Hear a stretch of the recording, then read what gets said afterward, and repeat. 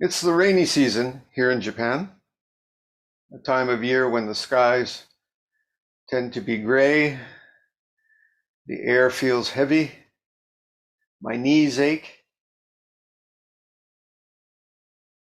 strange things grow in my closet, and it's not considered a particularly welcome time here. But yet, it's just the cycles of the seasons. Other parts of the world, there's a lack of rain, which is not particularly welcome. And maybe it's caused by us placing the cycles of the world a little more out of balance than they were, which we should not do. But the fact is that the world, I dare say the whole universe, in fact, runs on cycles, things that come and go. This vibrant, fertile world in which we live, in which we are one of the amazing things which sprung forth with our life. This whole world is constantly changing, springing forth.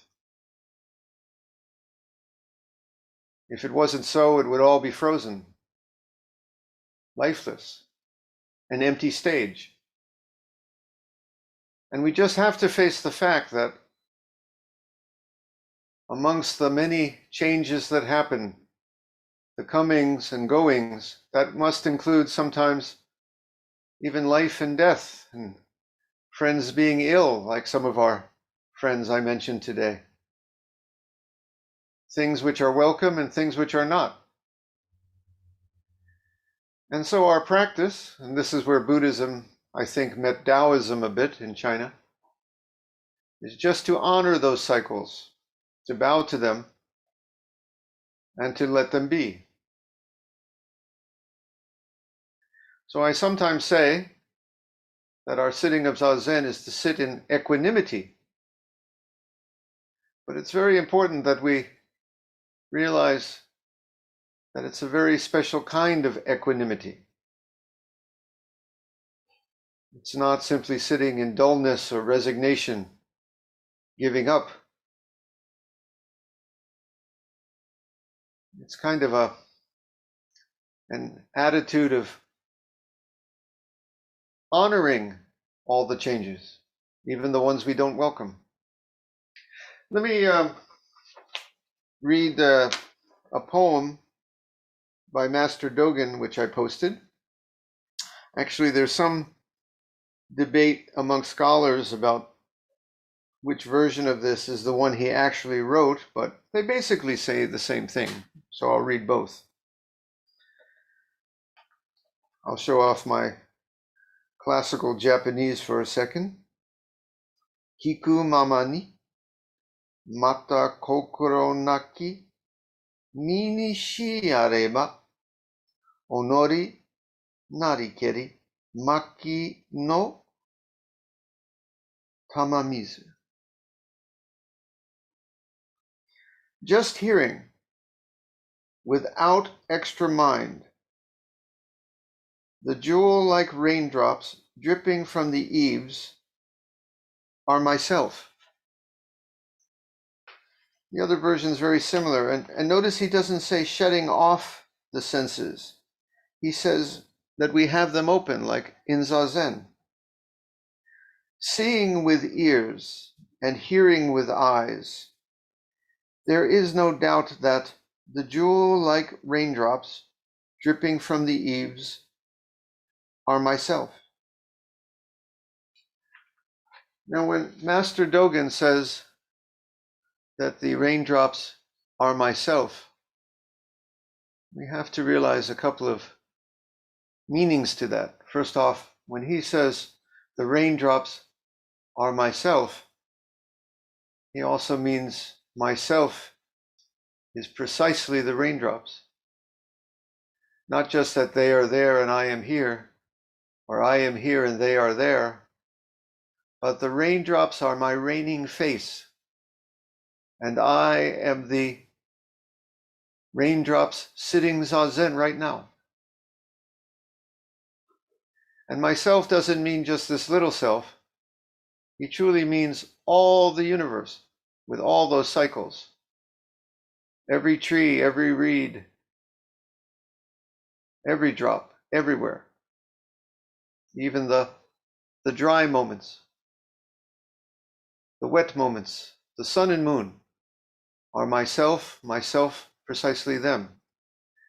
And we realize that not when we close our eyes, but we keep them open. And not when we try to think intellectually about how am I this or how am I that, how am I the raindrop, but when we put down the thinking precisely and just let it be. In our Zen way, it may seem a little strange, but we believe that the universe is not just something, a place which contains raindrops or contains you and me, but every raindrop fully contains and is and embodies and expresses and just is another face for the whole universe, as if the whole universe were inside the raindrop and you and me too, and all of it inside us. And we get a sense for this when we sit quietly and just put down the thoughts and let all be, not trying to understand intellectually, but just feeling it in the quiet. We neither close our eyes, nor do we open them all the way. It may seem strange that traditionally in Soto Zen we face the wall, but we don't close our eyes. And I believe this expresses the attitude that we neither run away nor run towards, but honor it all. Now, when is this important? And this is a little homework I'd like to give you. You see, those cycles sometimes run in directions in life that we don't like. Not every moment is easy. Some moments of life are oh so hard. And our practice here is to sit in equanimity, but it's a special kind of equanimity for when those moments happen. Now, I want to say too that we should keep these same attitudes when the happy times come, the times we love. We feel no need to feel kind of equanimity or to see through the happy times, but it's true too. So what I'm saying is not just for the hard moments. It really should be for all the moments, but I think especially for the hard moments is perhaps when we need this most. You see, our practice is to take the difficult moment in life, including our emotional reaction to it, which may be beyond our control, our fear, our sadness. Like I bumped my knee before Zazen today and it hurt. That's something I can't control. That's just a reaction. When I was sick sometimes, I was so scared or sad or worried about the future, That's just how we're wired. That's what the cycles of the universe, that's how it made us to feel those things. But there's a difference, you see, when we practice Zazen, because the sad or difficult event and the feelings are something we honor, neither running towards them nor running away. Your homework is when these things happen, face it, bow to it, feel your fear or your sadness, but don't run into it. There's no need to be a prisoner of that sadness, and there's no need to fully buy into and become tangled in the thoughts of fear.